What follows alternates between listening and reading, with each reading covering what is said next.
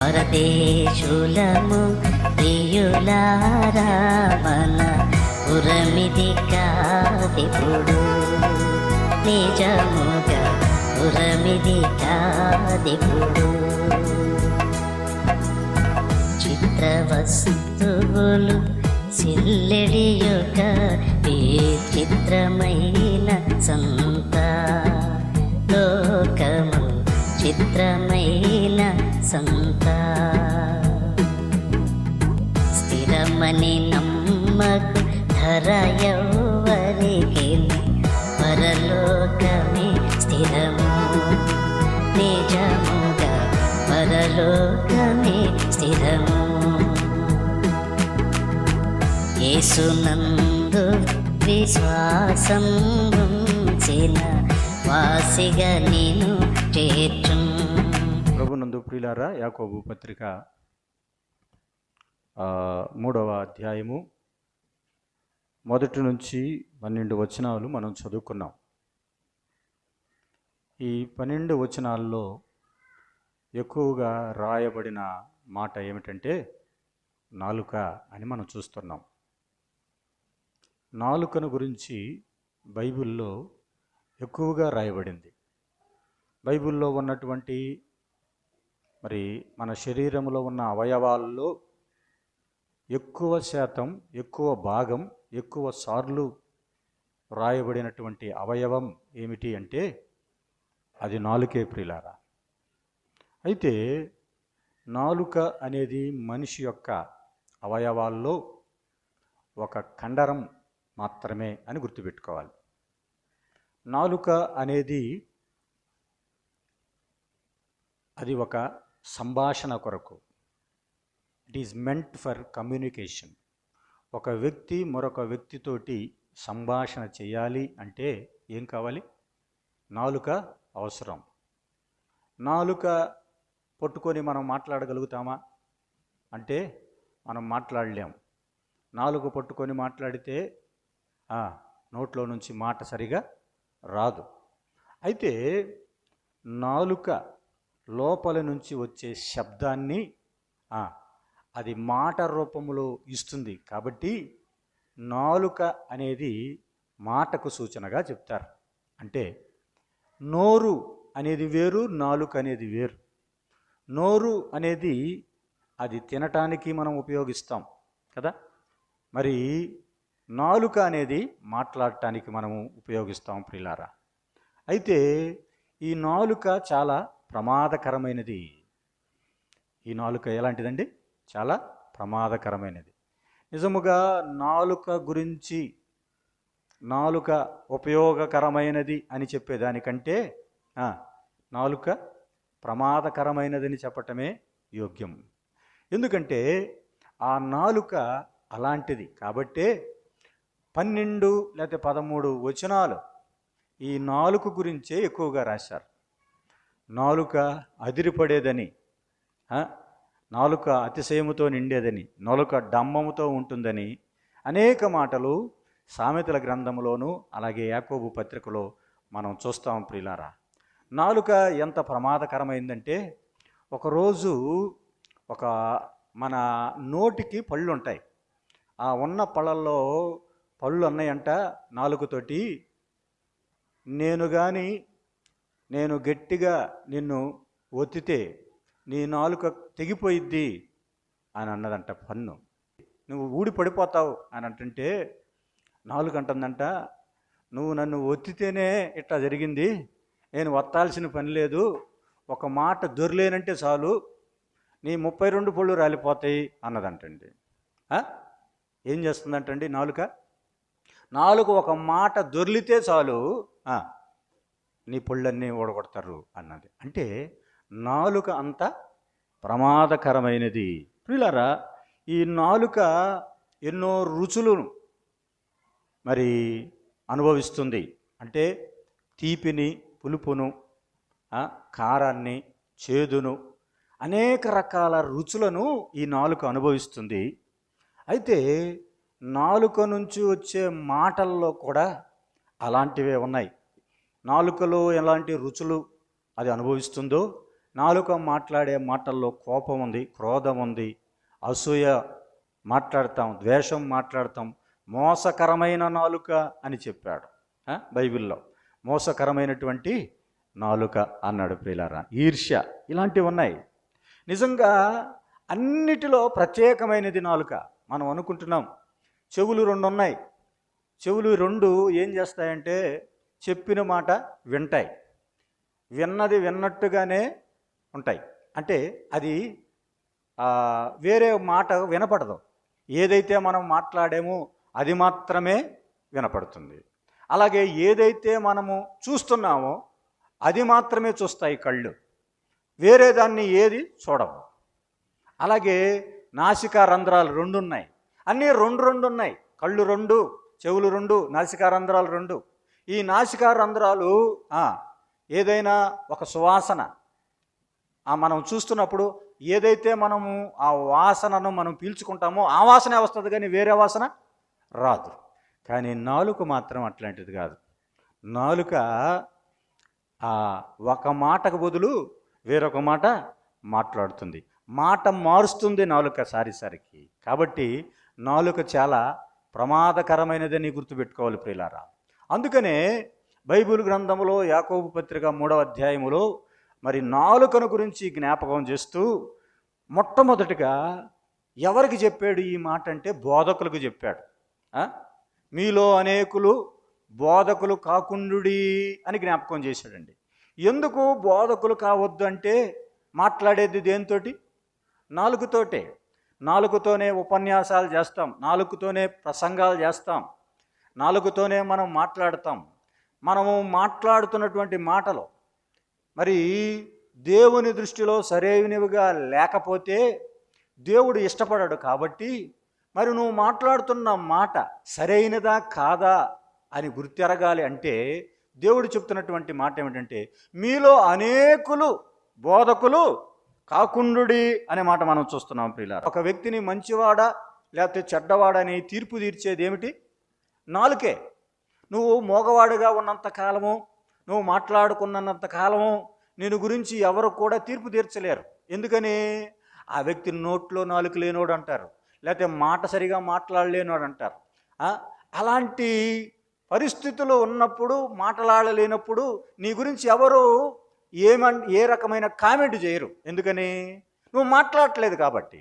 కానీ నువ్వు మాట్లాడటం ఎప్పుడైతే ప్రారంభించావో నీ మాటను బట్టి నీవెవరవో నువ్వు తెలియచేయవచ్చు. ఒక వ్యక్తి మాట్లాడే దానిని బట్టి ఆ వ్యక్తి ఎలాంటి వాడో చెప్పవచ్చు అంట. మత్తయి సువార్త ఒక మాట చూద్దాం, చూడండి. 12వ అధ్యాయము 37వ వచనం చూద్దాం, చూడండి. మత్తయి సువార్త 12వ అధ్యాయము 37వ వచనములో నీ మాటను బట్టి నీతిమంతుడువని తీర్పు పొందుదువు, నీ మాటను బట్టి అపరాధివని తీర్పు నొందుదువు అన్నాడు ప్రియులారా.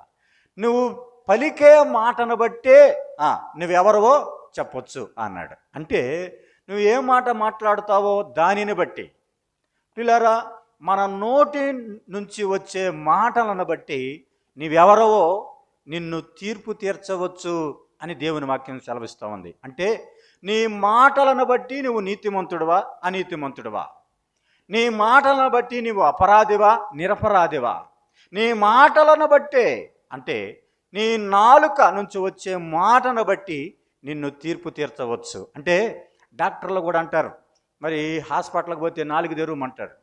4 తెరవమంటే ఎందుకు తెరవమంటున్నారు? నీ నాలుకను బట్టే నీ రోగాన్ని అతడు ఏం చేస్తాడు? నిర్ధారిస్తాడు. ఒక డాక్టరు నాలుకను చూసి చెప్పగలుగుతున్నాడు అంటే నాలుకను చూసి మనం ఒక వ్యక్తిని, ఆ మాటను చూసి ఒక వ్యక్తిని కూడా మనం చెప్పవచ్చు అనే దేవుని వాక్యం సెలవిస్తూ ఉంది ప్రియులారా. అంటే నాలుక ఎలాంటిది అంటే it is a powerful weapon. నాలుక చాలా ప్రమాదకరమైనది కాబట్టి చాలా శక్తివంతమైనది. ఎంత శక్తివంతమైనది అని జ్ఞాపకం చేసుకుంటే ప్రపంచంలో దానిని ఎవరు కూడా సాధు చేయలేరు అన్నాడండి. ప్రపంచంలో అనేకమైన వస్తువులు ఉన్నాయి. ఇనుము ఉంది, ఇనుముని ఏం చేస్తాము? ఉంచుతాం. దాన్ని కాల్చి బాగా కాల్చినప్పుడు ఇనుము దానికి తగినట్లుగా అది వంగిపోతుంది. అనేకమైన వస్తువులను సాధు చేయవచ్చు, అనేకమైన క్రూరమైన జంతువులను సాధు చేయవచ్చు, పక్షులను సాధు చేయవచ్చు, జలచరాలను సాధు చేయవచ్చునని దేవుని లేఖనంలో రాయబడింది. రష్యా అధ్యక్షుడు పుతిన్ ఆయనకు 2 సింహాలను పెంచుకుంటా ఉన్నాడు.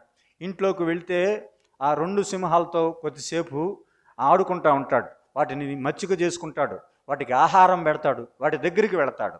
అది క్రూరమైన జంతువే, కానీ వాటిని ఏం చేయగలుగుతున్నారు? సాధుపరుచుకోగలుగుతున్నారు. మృగాలని సాధుపరచవచ్చు, వాటిని మచ్చిక చేసుకోవచ్చు, వాటికి ఆహారం పెట్టవచ్చు. అవి ఏమి చెబితే అవి మాట వింటాయి. క్రూరమైనటువంటివి ఉన్నాయి, క్రూరమైనటువంటి జంతువులతో సహా వాటిని మచ్చిక చేసుకునేవారు ఉన్నారు. ఆహారం పట్టుకొని మనం కొన్ని వాటిని చూస్తూ ఉన్నప్పుడు, ఆహారం పట్టుకొని ఉన్నప్పుడు చిరుతుపులు వచ్చి ఆ ఆహారం తింటా ఉన్నాయి. ఆ మనిషి మరి ఏమాత్రం దూరంగా లేడు. కారణం ఏంటంటే వాటిని మచ్చిక చేసుకున్నాడు. అలాగా క్రూరమైన జంతువులను మచ్చిక చేసుకోవచ్చు అని చెప్తూ పక్షులను కూడా మచ్చిక చేసుకోవచ్చు, జలచరాలని ఆఖరికి తిమింగలాన్నైనా సరే మచ్చిక చేసుకోవచ్చు. అవి ఎలా చెబితే అలా వింటాయి. డాల్ఫిన్స్తో మనుషుడు ఆటాడుకుంటూ ఉంటాడు, అవి ఎలా ఎగరమంటే అలా ఎగురుతాయి.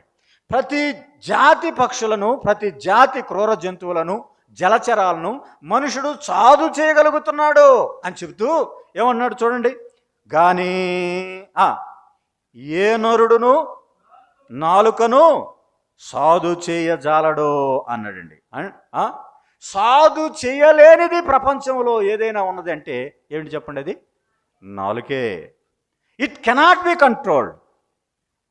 ఎందుకంటే ఒక్కసారి పొగుడుతుంది, మళ్ళా పక్కకు పోయి ఏం చేసిద్ది? తిడుతుంది. ఒకసారి స్తుతిస్తుంది, ప్రస్తుతిస్తుంది, నీ అంతటోడు లేడంటది, పక్కకు పోయి ఏమంటుంది? ఆయనకు ఏం రాదని అంటది. అంటే నాలుక, ఒకటే నాలుక ఏం చేస్తుంది? 2 రకాలుగా మాట్లాడుతుంది. పిల్లరా, 2 రకాల నాలుక. అందుకే నాలుకను నరం లేని నాలుక అంటారు. దానికి నరం లేదు, ఎడుబడితే తిరుగుతూ ఉంటుంది. కాబట్టి చాలా జాగ్రత్తగా ఉండాలి అని జ్ఞాపకం చేస్తుంది పిల్లరా. అయితే ఈ నాలుక ఒకసారి ప్రేమగా మాట్లాడుతుంది, ఒకసారి ద్వేషిస్తుంది. అదే నాలుక. ఒకే నాలుకలో నుంచి 2 రకాల మాటలు, 2 రకాల స్వభావాలు వస్తున్నాయంటే ఆ నాలుక ఎంత ఘోరమైనదో మనం అర్థం చేసుకోవచ్చు. ఆశీర్వదించేది ఆ నాలుకే, శాపం పెట్టేది కూడా ఆ నాలుకే. యేసు ప్రభుని ఏమన్నారు? ప్రభు ఆయన గాడిద మీద ఎక్కి వస్తున్నప్పుడు ఏమన్నారు? జయము జయము జయము, హోసన్నా జయము అని కేకలు వేశారు. అదే నాలుకలు ఏమన్నాయి? సిలువేమో సిలువేమన్నాయి. నాలుక క్షణాల్లో, నాలుక 4 రోజుల్లో మాట మార్చింది. 4 అంటే 4 రోజుల్లో మాట మార్చేసిందండి. 4 రోజుల ముందు పొగినటువంటి నాలుక ఇప్పుడు సిలువేయమని అంటుంది. ఒకటే నాలుక ఆశీర్వాదం పలుకుతుంది, ఒకటే నాలుక శాపవచనం పలుకుతుంది అని జ్ఞాపకం చేస్తున్నాడు ప్రియులారా. ఒకటే నాలుక. ఒకటి ఉన్నాయా? మనకి 2 ఉన్నాయా? ఒకటే నోరు, ఒకటే నీటి బొగ్గ, ఒకటే చెట్టు అన్నాడు. ఈ 3 గురించి జ్ఞాపకం చేస్తూ, నీటి బొగ్గ ఒకటే కానీ ఆ ఒక్కటే నీటి బొగ్గలో నుంచి 2 వస్తాయా ఎప్పుడైనా? చేదు నీరు, తీయటి నీరు వస్తాయా? రాకూడదు కదా. మరి నీవు ఒక దేవుని పిల్లలుగా, ప్రభువు నమ్మిన వాడిగా ఆశీర్వాదమే పలకాలు కానీ, ఆశీర్వచనమే పలకాలు కానీ, శాపవచనము పలకకూడదు అని జ్ఞాపకం చేస్తుంటుండగా పిల్లరా, దేవుని పిల్లలు అనేక సార్లు మనం శాపాలు పెడుతున్నాం. అనేకులకి అనేక రకాలుగా శాపాలు. ఈ మధ్యనే ఒక ఆయన సంఘ పెద్ద గురించి నాకు చెప్పారు. ఆ సంఘ పెద్ద అంట ఇంటి మీదకి వెళ్ళి అసలు ఎన్ని రకాల బూతులో శాపాలు పెడుతున్నారంట ఇంటికి. అయ్యా, మేము ఆ శాపాలు వినలేకపోతున్నాం, మేము ఒకరోజు రికార్డు చేసి మందిరంలో వినిపించాలనుకుంటున్నాం అని అంటున్నదండి ఆమె అనురాలు. నిజంగా నువ్వు ఎందుకు ప్రార్థనకు పోతున్నావు అని కూడా అడిగిందంట. నా సంగతి నీకెందుకులే అని శాపం పెట్టడం ప్రారంభించాడట. దేవుణ్ణి ఆశీర్వాదము పొంది ఆశీర్వాదించవలసిన మనం, మన నోటితో వచనము పలకవలసిన మనము అదే నోటితో మనం ఏం చూస్తున్నాం? శాపవచనం పలుకుతున్నాం. ఇదిగో ఒక్క జల అన్నాడు, ఆ జల నుంచి రెండెలా వస్తాయి అన్నాడు. అక్కడ ఏమని చెట్టు గురించి చెప్పాడు చూడండి. ఏమన్నాడు? నా సహోదరులారా, అంజూరపు చెట్టు అన్నాడు. అంజూరపు చెట్టు నుంచి ఒలీవలు వస్తాయా? అంజూరపు చెట్టు నుంచి ద్రాక్షాలు కాస్తాయా? కాయవు కదా. అంజూరపు చెట్టు నుంచి అంజూరాలే కాయాలి. విశ్వాసి నోటి నుంచి విశ్వాస సంబంధమైన మాటలు, ఆశీర్వాదకరమైన మాటలే రావాలి అని జ్ఞాపకం చేస్తున్నాడు. మన సంభాషణ ఎలా ఉందన్నాడు? ఉప్పు వేసినట్లుగా ఉండాలన్నాడు. ఎఫెసీ పత్రిక 4వ అధ్యాయం 29వ వచనం చూద్దాం చూడండి. ఏమన్నాడు? వినువారికి మేలు కలుగునట్లు. చూసారా? మన మాట వినేవారికి ఎట్లా ఉండాలంటండి? మేలు మేలు కలగాలి. అందుకే చెప్తున్నాడు, ప్రియులారా, మరి మీలో అనేకులు బోధకులు కాకుండుడి అన్నాడు. ఎందుకంట అక్కడ చెప్పాడు, బోధకులమైన మనము మరి కఠినమైన తీర్పు పొందుతాం. చూసారా? నువ్వు బోధకుడు కావద్దు అని ఎందుకు చెప్తున్నాడు దేవుడు అంతగా? కావద్దన్నా కూడా నేను బోధించాల్సిందే, నేను నిలబడాల్సిందే, నేను మాట్లాడాల్సిందే, నా మాట ఇతరులు వినాల్సిందే అని మనలో వచ్చే ఆలోచనలు బట్టి దేవుడే చెప్తున్నాడు, అయ్యా నీ మాట సరిగా ఉండదు, నువ్వు మాట మీద నిలబడవు, అనేక సార్లు మాట తప్పిపోయావు. అందుకే 2వ వచనం చెప్పు, మనమందరము అనేక విషయాల్లో తప్పిపోతున్నాం అన్నాడు. అనేకమైన విషయాల్లో తప్పిపోతున్నాం అని జ్ఞాపకం చేస్తూ మాట విషయంలో తప్పిపోతున్నాము అన్నాడండి. దైవ సేవకులకు, దేవుని వాక్యము బోధించే వారికి, దైవ వర్తమానాలు అందించే వారికి చెబుతున్నటువంటి మాట, బోధకులారా ఏం బోధిస్తున్నావో, నువ్వు బోధించే బోధను నువ్వు అనుసరిస్తున్నావా? నువ్వు బోధించే బోధ నీవు అనుసరించి నువ్వు బోధిస్తున్నావా? జ్ఞాపకం చేసుకోవాలి. మనము బోధించేటప్పుడు మనము అనుసరించి మనము బోధించాలి అని జ్ఞాపకం చేస్తూ, కాబట్టి అనేక విషయాల్లో నువ్వు తప్పిపోతున్నావు కదా. మీలో అనేకులు బోధకులు కాకుండుడి అంటే అర్థమైంది, అందరూ బోధకులు అవ్వాల్సిన అవసరము లేదు. ఒకవేళ బోధకుడు అయ్యావనుకో, మాటలు జాగ్రత్తగా ఉండాలి. కొలసీ పత్రికలో చెప్పినట్లుగా ఉప్పు వేసినట్లుగా సంభాషణ ఉండాలి. రుచికరమైనదిగా, always it looks taste and grace, కృపాసహితముగా ఉండాలి అన్నాడు. కృపాసహితమైనటువంటి సంభాషణ, ఉప్పు వేసిన సంభాషణ. అంతే తప్పితే ఉప్పు వేసిన సంభాషణ వేరు, కారం వేసిన సంభాషణ వేరు కదా. ఉప్పు వేసిన సంభాషణ ఎలా ఉంటుందంటే రుచికరంగా ఉంటుంది. ఒక పుండు మీద కారం వేస్తే ఎట్లుంటుంది చెప్పండి? మండిపోతూ ఉంటుంది. ఆ మంటకి ఇంకా మంట పెరిగి లేనిపోయిన మాటలు తోడవుతూ ఉంటాయి ప్రియులారా. అయితే మనమందరము అనేకమైన విషయాల్లో తప్పిపోవచ్చున్నాము. కాబట్టి మన మాటలు జాగ్రత్తగా ఉండాలి. మనము మాట తప్పే వారంగా ఉన్నాం, మాట మార్చే వారంగా ఉన్నాం. మాట మార్చటం అంటే ఏమిటి? ఒకసారి అవునంటాం, మరొకసారి కాదంటాం. మాట మార్చటం అంటే మనం అన్నదాన్ని కూడా నేను అనలేదు అనటం. ఎవరు అన్నారు చెప్పండి అట్లాగా? పేతురు అన్నాడు కదా, నేను అనలేదు అన్నాడు. పేతురు అక్కడ కూర్చొని ప్రభువును శపించటానికి కూర్చున్నాడు, దేవుణ్ణి శపిస్తున్నాడు. ఒకప్పుడు ఏమన్నాడు? భూమి తల్లక్రిందులైనా కూడా నేను మాత్రం మాట మార్చను అన్నాడు. ఎన్ని పరిస్థితులు తారుమారైనా కూడా నేను మాట మార్చనయ్యా. ప్రభు అంటాడు, నువ్వు మాట మారుస్తావు. నాలుక స్వభావం అలాంటిది, మాట మారుస్తుంది.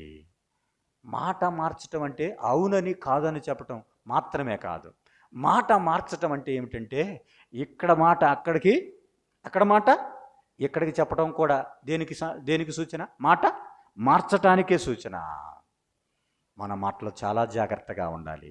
సామెతల గ్రంథం 15వ అధ్యాయం 1వ వచనం మనందరికీ తెలుసు. మృదువైన మాట క్రోధమును చల్లార్చును. నొప్పించు మాట ఏం రేపుతుందండి? కోపము రేపుతుంది అన్నాడు. కోపం రేపే మాటలు. కొన్నిసార్లు ఇంటి దగ్గర మనం కుదురుగా కూర్చోం, అక్కడికి పోయి ఇక్కడికి పోయి ఏదో ఒకటి కావాలని తెచ్చుకుంటామంట. ముఖ్యంగా తిమోతి పత్రికలో యవ్వన స్త్రీలు, ఆ యవ్వన స్త్రీల్లో ఎవరు విధవరాండ్రైన వారు, భర్త లేడు, ఇక ఏం చేస్తారు చెప్పండి? ఇంటింటా చొచ్చి అక్కడ మాటలు ఇక్కడ మాటలు అక్కడ చెప్పి అని రాశాడండి అక్కడ. మనుషులను కలవర పెడతారు. ముఖ్యంగా స్త్రీల గురించి చెప్తూ అన్నాడు. పిల్లారా, మాటలు చాలా జాగ్రత్తగా మనం మాట్లాడాలి అన్నాడు. ఆడరాని మాటలు అంటూ ఇక్కడ ఏం చెప్పాడు? వినువారికి మేలు కలుగునట్లుగా అవసరాన్ని బట్టి అన్నాడు. ఎఫెసీ పత్రిక 4:19 ఏమన్నాడు? అవసరాన్ని బట్టి మాట్లాడాలి. అవసరం లేకుండా లేనిపోయిన మాటలు మనం మాట్లాడకూడదు. అవసరమును బట్టి ఏమన్నాడు? క్షేమాభివృద్ధికరమైన అనుకూల వచనమే పలకండి అన్నాడు. The word it should be positive. అనుకూల వచనం అంటే ఏమిటి? బ్రదర్ ఆయన చాలా ఇట్లాంటోడు అట్లాంటోడు అని చెప్పాడు అనుకోండి, నిజమే, నేను కూడా చాలాసార్లు చూశాను అని అన్నాం అనుకోండి, అది అనుకూల వచనమా? ఎవరికి అనుకూల వచనము? నీతో పక్కన మాట్లాడుతున్న వ్యక్తికి అది అనుకూల వచనం. కానీ ఒక వ్యక్తి మీద మనము పాజిటివ్ యాటిట్యూడ్ కలిగి ఉండాలి. అనుకూల వచనమే మాట్లాడండి అన్నాడు. సామెతల గ్రంథం 25వ అధ్యాయం 23వ వచనములో కొండెగా నేను నాలుక కోపం పుట్టిస్తుంది అన్నాడండి. కొండెములంటే ఏమిటి? లేనిపోయిన మాటలు, అక్కడ మాటలు ఇక్కడ మాటలు అక్కడ కల్పించే మాటలు.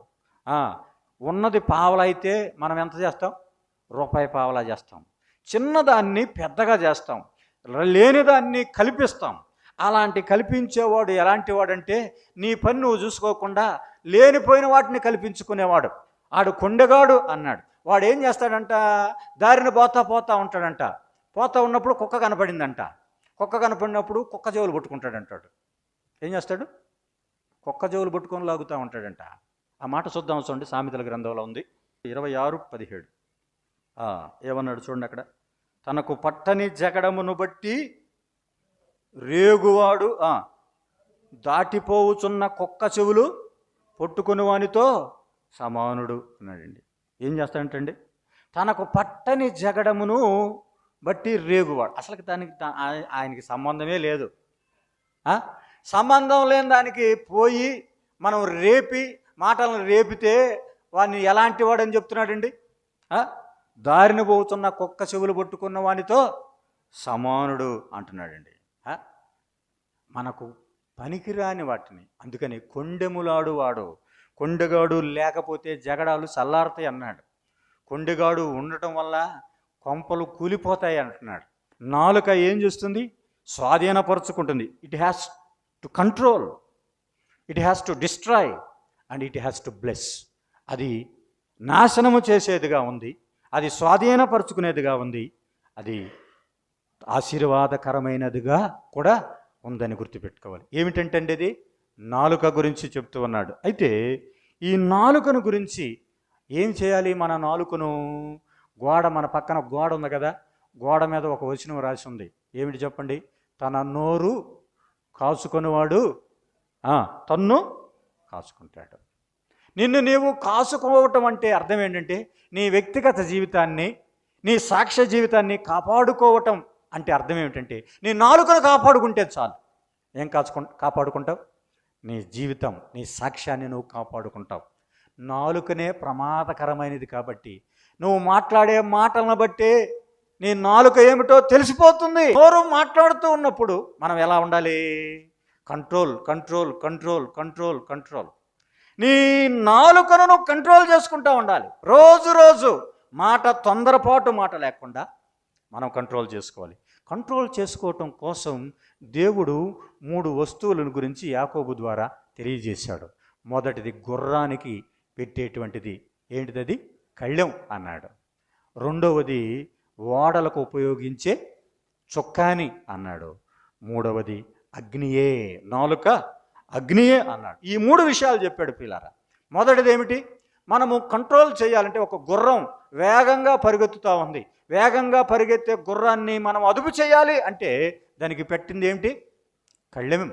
కళ్ళెము వేసినప్పుడు కళ్ళాన్ని గట్టిగా మనం లాగినప్పుడు గుర్రము మనము సాధు చేయగలుగుతున్నాం, గుర్రాన్ని మరల్చగలుగుతున్నాం, గుర్రాన్ని ఆపగలుగుతున్నాం. ఆపగలిగే శక్తి దేనికి ఉంది?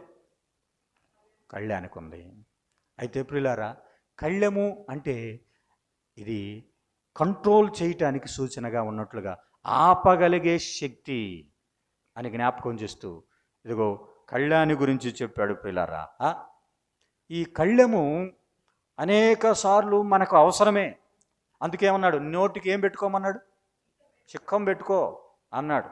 నీ నోటికి చిక్కం పెట్టుకో, నీ నోటికి కళ్ళెం ఉండాలి. ఏమైనా పొరపాటు మాటలు వస్తున్నాయా, తొందరపాటు మాటలు వస్తున్నాయా, బూతులు వస్తున్నాయా, అబద్ధాలు వస్తున్నాయా, పనికిరాని మాటలు, వదరబోదు మాటలు, ఎలాంటి మాటలు ఉన్నాయో చెప్పాడండి. ఈ మాటల విషయంలో నువ్వు జాగ్రత్తగా ఉండాలి అన్నాడు ప్రియులారా. కంట్రోల్ తప్పితే ఏమని వార్తల్లో చూస్తాం? కంట్రోల్ తప్పి బస్సు లోయలో పడిపోయింది. కారణం ఏంటంటే పోయేవాడు సావధానంగా పోలా, నాకు తెలిసిన మార్గమేలే అని ఆ ఘాట్ రోడ్లో తిరుగుతూ స్పీడ్గా పోతా ఉన్నాడు బస్సు. ఏమైంది? కంట్రోల్ తప్పిపోయింది. కంట్రోల్ తప్పితే ప్రమాదం, కంట్రోల్ తప్పితే నాశనానికి గుర్తు అని జ్ఞాపకం చేస్తున్నాడు. రెండవది చొక్కాని అన్నాడు. ఎంత పెద్ద వాడో, అనేకమైన సరుకులను మోసుకొని వెళ్ళేటువంటి వాడ అలాంటి వాడకి చిన్నదే. అందుకే చెప్తున్నాడు, నాలుక కూడా అవయవములన్నిటిలో ఏమన్నాడండి? చిన్నదే అన్నాడు పిల్లరా. ఈ చిన్నదే పెద్దదానిని, ఏమిటిది పెద్దది? పెద్ద సుడిగాలిని సుడిగాలి చేత కొట్టుకొని పోకుండానట్లుగా అన్నాడు. ఏమిటిది? ఈ వాడ కొట్టుకోపోకూడదు. విశ్వాస జీవితంలో నువ్వు కొట్టుకొని పోకూడదు. ఏమొస్తాయి మన మీదకి? సుడిగాళ్ళు వస్తాయి. పక్క వాళ్ళు కానీ, ఎదురు వాళ్ళు కానీ, ఆఫీసులో కానీ, ఎక్కడైనా కూడా కాని మాటలు అంటారు. సుడిగాలి, పెద్ద ప్రమాదం జరగబోతూ ఉంది, పెద్ద గొడవ జరగబోతూ ఉంది. ఆ పెద్ద గొడవ జరగబోతున్నప్పుడు ఇదిగో మీకు చెందిన వారు అక్కడ ఉన్నారు. అప్పుడు ఏం చేస్తామని చెప్పండి? ఏయ్ మా ఓడిని అంటావు నువ్వు అని చెప్పి మనం ఏం చేస్తాం? లోపలికి దూరతాం. దూరినోళ్ళం దూరినట్టుంటామా? అరే నేను విశ్వాసినే, ఈ సుడిగాల్లో నేను కొట్టుకొని పోకూడదే, నేను కంట్రోల్ చేసుకోవాలి. ఈ ఓడకు ఒక కంట్రోల్ ఇవ్వబడింది, ఆ చొక్కాని చేత నేను కంట్రోల్ చేయబడాలి అని అనుకున్నప్పుడు నువ్వేం చేస్తావంటే నీ నాలుకను కాచుకుంటావు, నీ నాలుకను కాపాడుకుంటావు. చొక్కాని చేత త్రిప్పబడుతుంది. చొక్కాని దాన్ని ఆపే శక్తి దేనికి ఉంది? చొక్కానికే ఉంది. కాబట్టి ఇలాంటి తొందరల్లో, ఎలాంటి శ్రమల్లో, ఎలాంటి సుడిగాలుల్లో నువ్వు చిక్కుకోవద్దు. మాట్లాడుతుంటే అలాంటి వాటిలో చిక్కుకుపోయావా, చివరికి అది నిన్ను పడవేస్తుంది, నాశనానికి తీసుకువెళ్తుంది, మరణానికి తీసుకుని వెళుతుంది, నరకానికి కూడా తీసుకువెళ్తుంది అన్నాడు. నరకము చేతనే చిచ్చు పెడతాందంటండి. అర్థమైందా? ఒక వ్యక్తికి నరకానికి తీసుకుని వెళ్ళేటువంటిది ఏమిటో తెలుసా? అంతే, నాలుక ఎంత ప్రమాదకరమైందో జ్ఞాపకం చేస్తున్నాడు పిల్లారా. నాలుక చిచ్చు పెడుతుంది. కాబట్టి కంట్రోల్ విత్ ద రడ్డర్ అంటే చొక్కాని చేత దాన్ని మనము ఆపగలగాలి అన్నాడు. మూడవది ఏమని చెప్పాడు? నిప్పు అన్నాడు. 3వ 6వ వచనంలో ఏమన్నాడు చూడండి? నాలుక అగ్నియే అన్నాడు. నాలుక ఏమిటంటండి? నాలుక అగ్నియే. చిన్న మాట, ఇంట్లో భార్యాభర్తలు ఉంటారు, మాట్లాడుకుంటూ ఉంటారు, మాటకు మాట పెరిగిపోయిద్ది. ఎక్కడ దాకా వెళ్ళారో తెలుసా? భార్యాభర్తలు విడాకుల దాకా వెళ్ళిపోయారు. విడాకుల దాకా వెళ్ళటానికి కారణమైంది ఏమిటి చెప్పండి? నాలుకే. చిన్న మాట కంట్రోల్ చేసుకుంటే మళ్ళీ వెళ్ళిన తర్వాత 1 సంవత్సరం తర్వాత వాళ్ళ ఇంట్లో ఉన్నప్పుడు ఆమెకు ఆలోచన వచ్చింది. ఏమని? ఆ మాట అనకుండా ఉండాలంటే బాగుండేదని. పొరపాటున అన్నావు అంటే దాన్ని కంట్రోల్ చేసుకోలేకపోయావు. కాబట్టి కారణం ఏమిటి? నాలుక ఏం చేస్తుంది? నొప్పి పెడుతుందంట. ఇంట్లో నొప్పి పెడుతుంది, ఎక్కడైనా అందరి మధ్య, మనుషుల మధ్య నొప్పి పెడుతుంది. అడవి అడవి అంటే ఇదిగో అడవిలో ఉన్నటువంటి చెట్లన్నీ కూడా ఒక చిన్న నుప్పురవ చేత ఏం చేయబడ్డాయి? కాల్చివేయబడ్డాయి. అడవి అంతటినీ కాల్చివేసింది చిన్న నుప్పురవే. అయితే నాలుక కూడా అగ్నియే అన్నాడు. నీ కుటుంబాల్లో కానీ సమాధానం లేకపోవటానికి కారణం ఏమిటో తెలుసా? నువ్వు చూసే చూపులను బట్టి కాదు, నువ్వు మాట్లాడే మాటలను బట్టే నష్టం. నా అంతటోడు లేడని నువ్వు అంటుంటే నీ భార్య అంటది, నేను కూడా బాగా చదువుకున్నదాన్నే, నేను కూడా ఉద్యోగం చేస్తున్నది అన్నదనుకోండి, ఇద్దరి మధ్య సమస్యలు పెరుగుతాయి, కుటుంబాల్లో వస్తాయి. నువ్వు చేయలేదా అట్లా అని అంటే ఏమవుతుంది? సమస్య, కోపం వచ్చేస్తుంది. ఎందుకో తెలుసా? మన జీవితాల్లో అలాంటి వాటిని కంట్రోల్ చేసుకోవాలి. మానవ జీవితంలో నాలుక చాలా ప్రమాదకరమైనది కాబట్టి అది అగ్నియే అన్నాడు పిల్లారా. అది అగ్నియే. అలెన్ రెడ్పాత్ అనేటువంటి ఒక ఆయన నాలుకను గురించి చెప్తూ ఒక పాస్టర్ ఫెలోషిప్లో ఒక మాట చెప్పాడు. మనం నాలుకతో మాట్లాడేటప్పుడు థింక్ అనే మాటను గుర్తుపెట్టుకోండి అన్నాడు. థింక్ అనే మాటలో THINK అని ఉంది. టీ అంటే ట్రూత్. నువ్వు మాట్లాడేటప్పుడు ఏం మాట్లాడాలి? సత్యమే. హెచ్ అంటే హెల్ప్ఫుల్, అంటే నువ్వు మాట్లాడే మాట ఇతరులకు ఎలా ఉండాలి? సహాయకరంగా ఉండాలన్నాడు. ఐ అంటే ఇన్స్పైరింగ్, నువ్వు ఇతరులకి చెప్పేటప్పుడు ఎట్లా ఉండాలంట నీ మాటలు? ఇన్స్పైరింగ్, ప్రోత్సహించే విధంగా నీ మాటలు ఉండాలి కదా. THI ఇంకోటి ఏంటి చెప్పండి?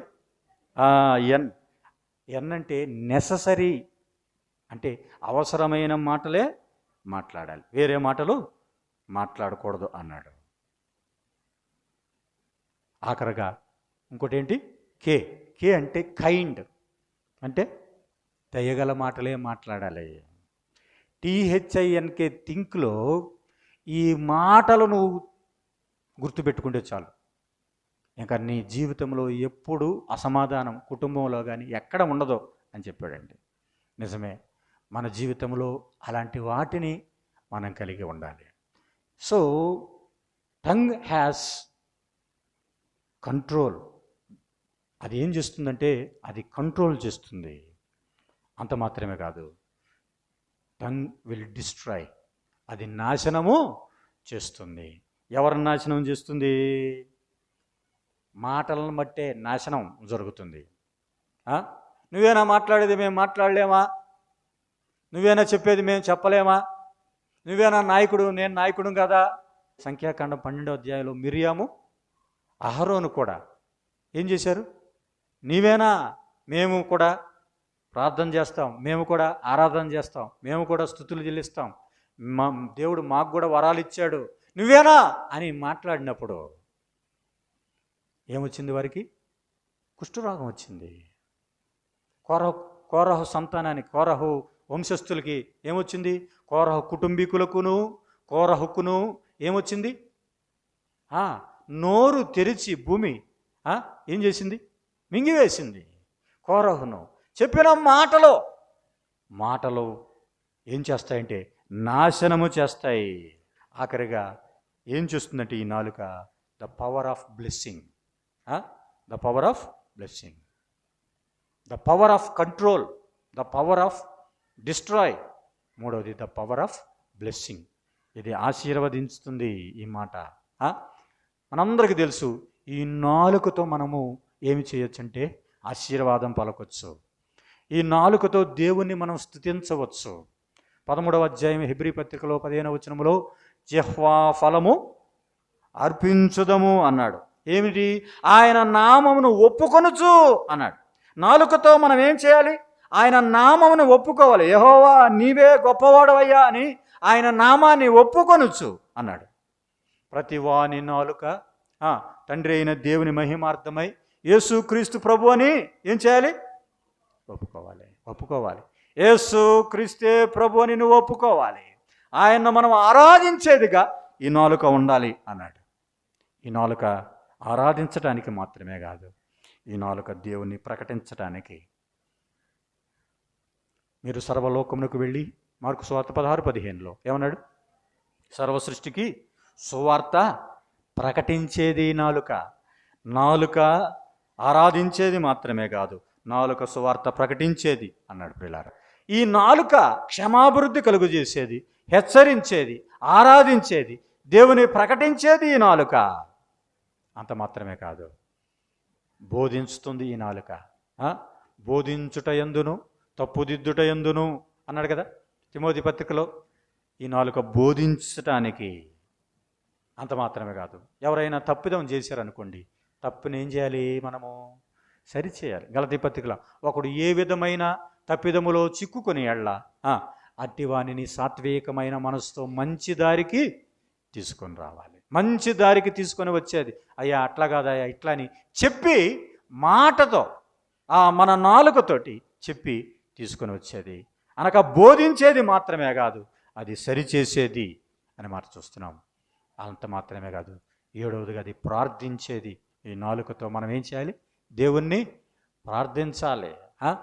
నువ్వు నీ గదిలోనికి వెళ్ళినప్పుడు ఏం చేయాలి? దేవునికి ప్రార్థన చేయాలి. మత్తయి సువార్త 7:7 అడుగుడి మీకు ఇయ్యబడును. మనం ఏం చేయాలి? దేవుని మన నాలుకతో మనం అడిగేవారంగా మనం ఉండాలి అని జ్ఞాపకం చేస్తున్నాడు ప్రియులారా.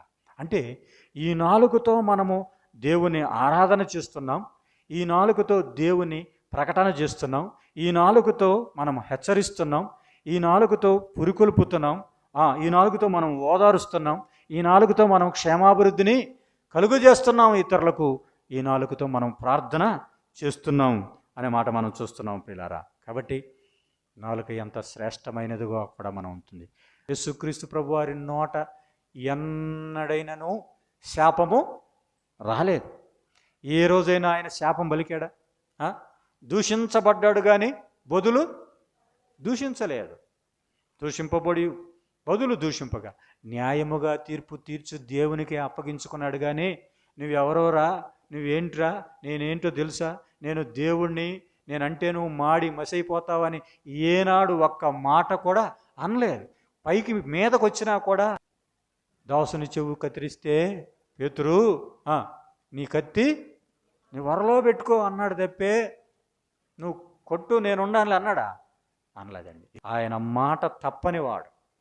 దేవుని గ్రంథంలో మనం చూస్తున్నాం, ఆయన మాట ఇచ్చి నెరవేర్చేవాడు కానీ మాట తప్పని వాడు కాదు.